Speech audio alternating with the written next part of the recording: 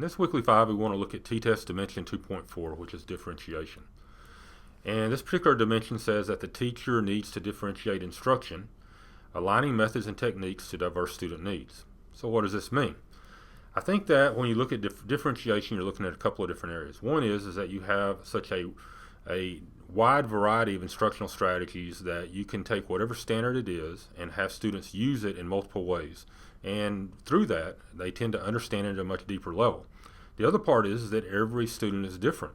And so you want to be able to target certain instructional strategies for what you know a student needs to be able to understand that standard to the level that they need to do it.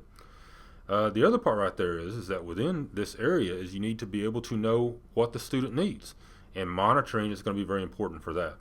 One of the things I've always said is that if you have a teacher that is behind a desk, it's going to be very difficult for them to know what's going on, and it's going to lower the level of motivation in that classroom. So we need to make sure we have good proximity control, good recognition of what the student is doing and what they need to be doing, and being aware of both the academic and the social emotional needs of that kid. So what does a teacher need to do? Now, first of all, I think that when you look at athletic practices, they do a lot of this anyway, is that they have a lot of different ways to try to impart skills onto their players. And so you'll see out there in any football practice, you'll see them running through all these different ways of getting better for their position. But they also know that every group of individuals, or even sometimes every individual football player, has different needs. And so you're not going to see your lineman out there working on handoffs or something like that. You're going to have them work on exactly what is important for them. And it's going to be broken into groups, and they're going to be working on and differentiating their instruction to learn their knowledge and skills in that particular way. So one of the things that a teacher needs to do in the classroom is have a large toolbox of instructional strategies, a lot of different ways to impart data, to have them use it in different contexts, and that helps them learn it at that deeper level.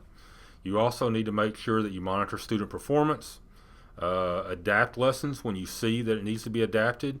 If you see that a student's not getting what they need to get, we want to be able to take care of those little problems before they get to be too big.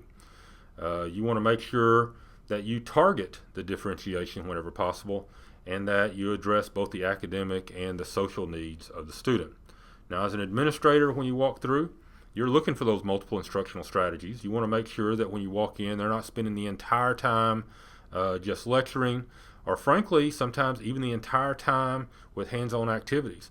We know that we lose engagement as we go further and further into the time of doing the same thing over and over again. So you need to make sure that you look for a little bit of a change of pace in looking at those instructional strategies. We also need to make sure that the instruction is targeted to the particular needs of the students. So we want to know that we have some data-driven instruction that's taking place there. And we want to look for the teacher going around, being close to the students, recognizing what's going on, and using that to help determine what needs to happen next. Here at UT Tyler, we want to be a part of your educational issues. Let us know what we can do.